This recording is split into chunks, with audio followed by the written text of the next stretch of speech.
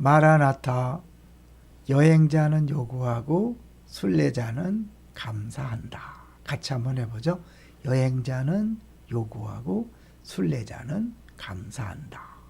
이제 오늘 제목은 주님을 빼고선 설명이 안 되네.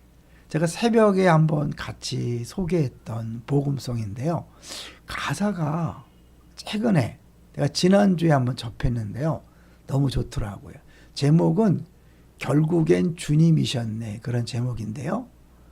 끝없을 것 같은 무거운 내 삶에 주님의 뜻이 어디 있을까? 반복된 내 삶에 소망이 있을까? 매 순간 은혜가 필요하네. 그리고 이제 후렴 내용인데 시간이 흘러 돌아보니 결국엔 주님이셨네. 주님을 빼고선 설명이 안 되네. 은혜 속에 살고 있었네. 멋진 고백이잖아요. 어제도 오늘도 죄 많은 내 삶에 주님의 뜻이 어디 있을까? 다시 주님 앞에 나갈 수 있을까?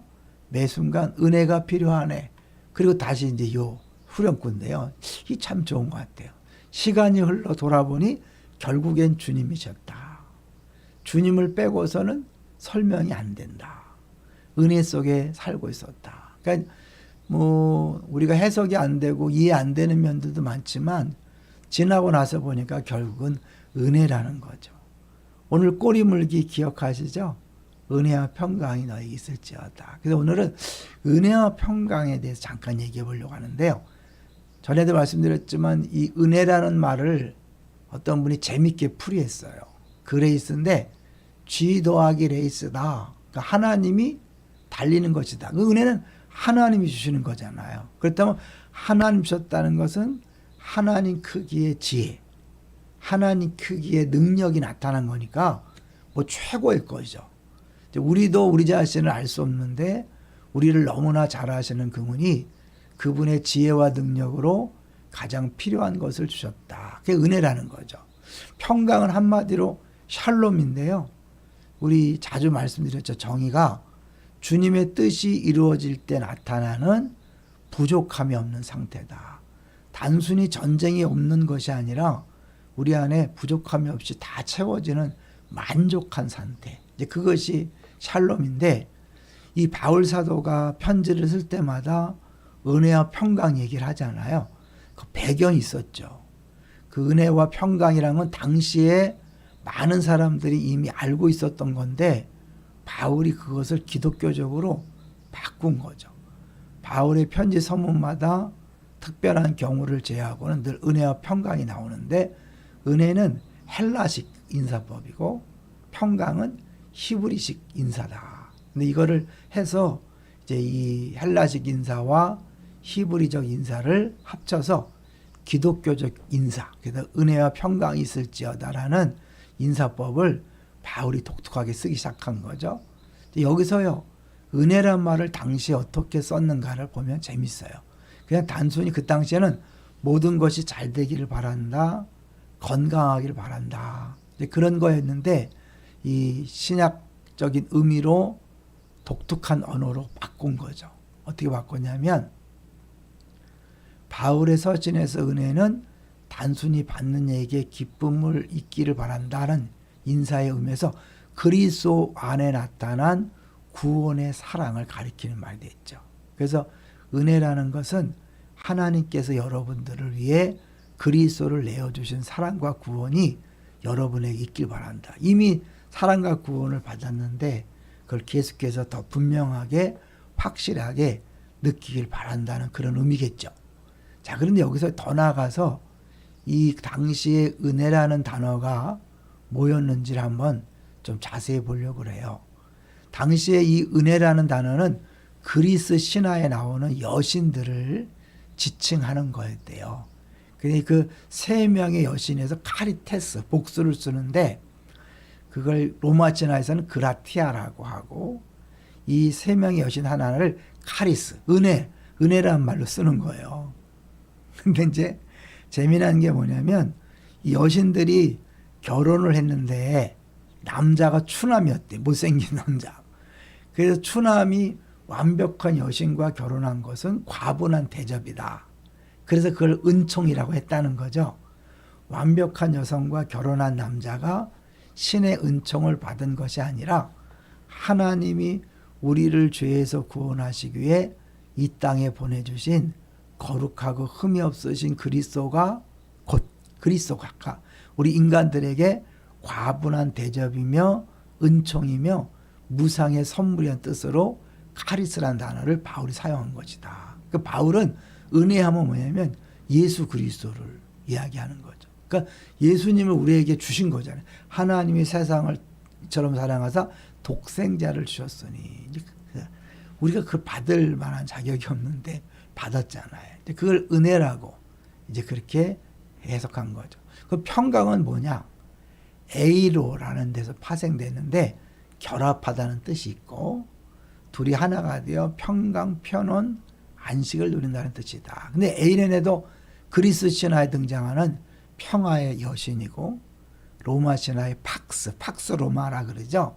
팍스와 같은 것이다. 근데 로마는 전쟁을 통해 진정한 평화를 누린다고 여겨서 수많은 전쟁을 했죠. 그러니까 이 바울 사도나 신약에서 계속해서 하나님 나라가 세상 나라와 다르다고 할 때는 이 로마의 팍스, 로마가 추구하는 평화와 하나님 나라가 가져온 평화가 얼마나 다른가를 계속 강조하고 이제 그것을 이해해야만 예수님의 말씀도 이해되는 거예요.